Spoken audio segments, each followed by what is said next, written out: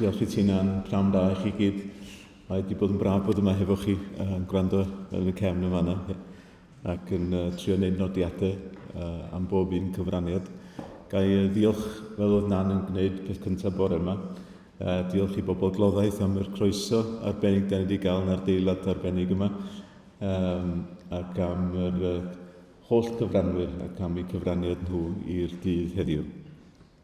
I'r staff sydd wedi bod yn gefn i'r Cynhadledd hefyd, diolch fawr iawn I chi.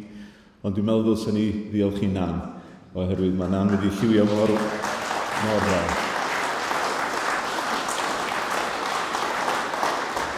Pan o'n i'n gweld yr rhaglen, o'n i'n meddwl, no chance. No chance, cael 10 munud. A cael pawb I fyddhau. Diolch I ti, Nan, ti wedi gyrru ni ymlaen yn dda ofnadwy. Pobl dda yn dod o'n wein, mae rhaid oes ysdi. Oedd yn had yn dod o Betwsgarn. Felly diolch yn fawr iawn I bawb sydd wedi cyfrannu ac am y sgyrsiau da ni wedi cael efo'n gilydd. Dwi wedi gwneud nodiadau. Dwi wedi gwneud sawl ec sydd yn criceth. Mae yna gymaint o ecs da ni wedi clywed heddiw. Cadw. Cadw, diolch I ti Gair am yr arweiniad yna. Mi fyddwn ni'n anfon at cadw yn sicr a gobeithio fyddwn nhw'n dod i'r drafodaeth ac o gylch y bwrdd ar lefel strategol hefo ni, maes y law. Da ni wedi cael yn cyffroi. Dwi'n meddwl bod yna gyffro wedi bod yma heddiw. Da ni wedi cael yn cyffroi gan y gwaith newydd, gan dealltwriaeth o be fedru ddigwydd i'r adeiladau sydd mor werthfawr yn golwg ni, sydd mor brydferth yn golwg ni, ac yn cael yn cyffroi I weld beth posibiliadau y dyfodol. Dwi'n siŵr bod yna gyffro, fel o ti'n deud Bryn, bod yna gyffro yn yr mynd adre o ddi yma, dwi'n meddwl yn does. Bod ni falle wedi dod yma yn byn bach yn amheus o be fysa baich y dydd. Yeah.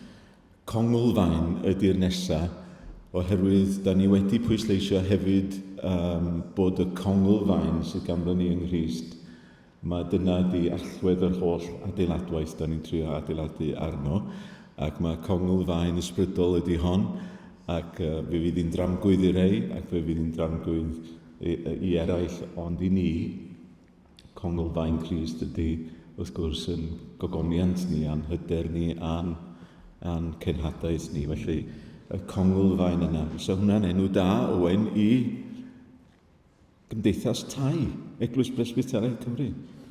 Neu Eglwys Presbyteraidd Cymru plus congolfaen. So hwnna'n awgrym. Cyd-enwadol, am cyd-enwadol. A'n braf cael cwmni cyfeillion. Di'r Eglwys yng Nghymru ddim yma, dwi'n meddwl. Mae hwnna'n enwad sydd mynd trwy'r un peth â ni. Dylsyn ni gael mwy o ehangder falle yn y gwaith cyd-enwadol. Dwi'n meddwl bod hi'n bwysig bod ni'n cael, fel o ti Hugh yn sôn, bod ni'n cael rhyw dîm oedd Christian hefo tîm o 3. Da ni hefo Neil a da ni'n cofio am Neil yn ei profedigaeth heddiw fel o Nan yn sôn.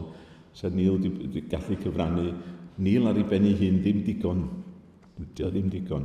Da ni angen rhywun yn y gogledd, da ni angen rhywun yn y de, da ni angen rhywun yn y canolbarth, da ni angen gweithio I greu tîm cyd-enwadol o ymgynghorwyr, y bobl canol na, ddod ti'n sôn amdano fo, I fod yn cyd-gysylltu'r prosiectau ac i'n hannog ni ac I wneud y gwaith cychwynnol yna o ddod â prosiectau at ei gilydd.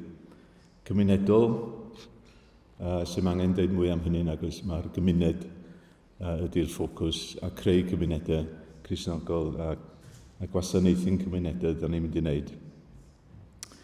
O John yn herio ni am y cyfathrebu mewnol ac dwi'n meddwl bod hwnna'n ec arall bwysig ofnadwy bod yr cyfathrebu mewnol o'r lwyddiant y prosiectau ac o'n gwaith ni ac o'n strygls ni ac o'n siomedigaethau ni ac o'n llwyddiannau ni, bod yr cyfathrebu yna mor eithriadol o bwysig. Falch o glywed bod hwn yn cael ei recordio a fydd ar y we ac yn y blaen, ond mae eisiau neud mwy na hynny, wrth gwrs, bod eisiau cynnal y cyfathrebu rwan i'r dyfodol. Nw'n ni ddim gadael i'r gynhadledd yma suddo. Mae'n bwysig ofnadwy bod ni'n cynnal y momentum sydd wedi'i greu yma. Diolch i chi.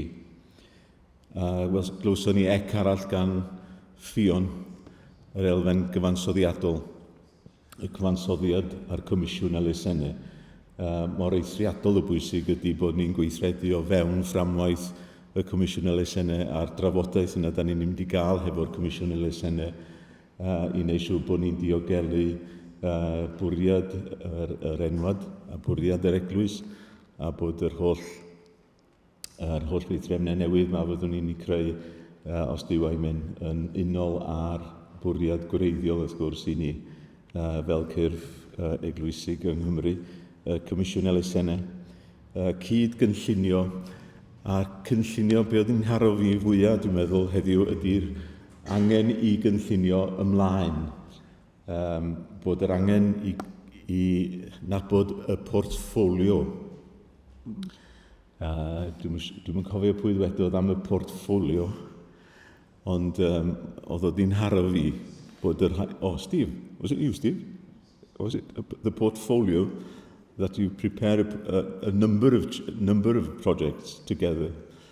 Bod ni'n gallu creu ar draws yr enwadau, dod i'r aeddfedrwydd yna lle da ni'n gallu cael portffolio o gapeli a prosiectau os ni'n gallu ddatblygu hefo'n gilydd ymlaen a bod ni'n dod i fedru peidio brysio i greu newidiadau yna yn ein cymdeithas ni ac yn ein cymunedau ni sy'n mynd i gymeryd amser y portffolio yna o 8 neu 9 neu 10 neu 12 o adeiladau fydd yn cael ei addasu neu i symud ymlaen i greu pethau newydd gwirioneddol gynhyrfus.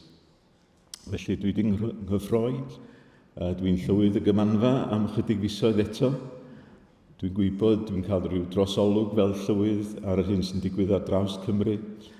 Ac dwi'n cael trosolwg ar yr adnoddau sydd ganddo ni fel Eglwys Presbyteraidd Cymru yn y banc. Mae'n yn ychryn ni. Cymaint da ni'n eistedd o bres. Gyda ni 2 ganolfan arbennig yn Coleg y Bala a Coleg Trefeca. Mae ganddo ni waith pobl ifanc i fuddsoddi ynddo fo. Mae'n gwestiwn i mi hefyd i chi a her bersonol rwan i chi fel enwad, i ni fel enwad, fedrwn ni ddefnyddio'r adnoddau yma i hyrwyddo'n gwaith cenhadol hefo'r genhedlaeth nesaf sydd yn dod. Fel bod ni'n clywed y plant yn gofyn, beth yw ystyr y Meini hyn? Yn braf fy bysa, os oes yna genhedlaeth newydd yn codi, a bod ni'n cael y fraint o ddeithio nhw. Wel, chi'n cofio arch y cyfamod? Chi'n cofio diwygiad 2025? Da chi'n cofio gwaith yr arglwydd yn symud ymlaen yng Nghymru yn 2026, 27, 28, a bod ni'n cael deithio nhw bod y Meini hyn nid yn unig yn rhywbeth i'r gorffennol, ond bod o rhywbeth hefyd i'r dyfodol agos iawn gobeithio yn enw Iesu Grist. Felly diolch i chi am eich cyfraniadau, chi'n weddio efo'n gilydd. Arglwydd, da ni'n ymwybodol iawn. Mae dy waith di ydy hyn. Dy ysbryd glân di sydd yn arwain. Dy ysbryd glân di sydd yn mynd i gynhyrfu'n calonau ni ac yn mynd i'n cadw ni ac i ddod ag eraill i deyrnas di. Ond i bai bod ni'n cael yn geni o'r newydd. Ni allwn weld teyrnas Dduw. Ond o ysbryd glân, tyr dim plith ni felly. Adnewydda'n hysbryd ni, crea yno ni galon newydd. A gna ni'n arglwydd yn frwydfrydig dros yr arglwydd Iesu, fel y byddwn ni yn rhoi y cyfan iddo ef, a mi ddo ef rhoi y cyfan i ni. Amen.